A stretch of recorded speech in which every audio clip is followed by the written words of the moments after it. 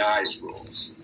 These rules are known as the Attorney General's Guidelines, which had been promulgated just a few years earlier after the Senate's Church Committee investigation exposed FBI abuses targeting civil rights leaders, anti-war protesters, and others seeking social and political reform.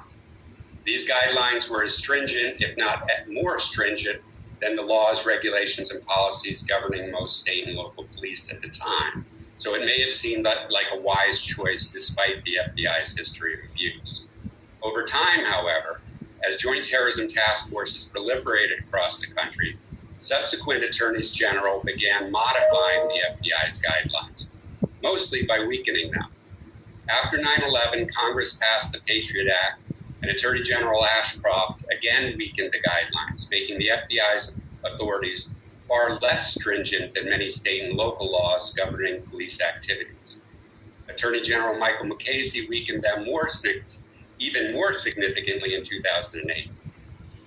Civil rights groups have accused FBI JTTFs of inflicting harm on local communities through racial profiling, harassing home and work visits, suspicionless surveillance and investigations, placement on no-fly and selectee lists, and the withholding and exploitation of immigration benefits.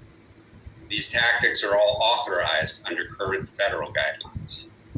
Civil rights and community activists and community groups in Portland, San Francisco, and Oakland organized grassroots campaigns with their city legislatures to hold local police accountable to local laws and ultimately withdraw them from the JTTFs when the FBI refused to make them accountable.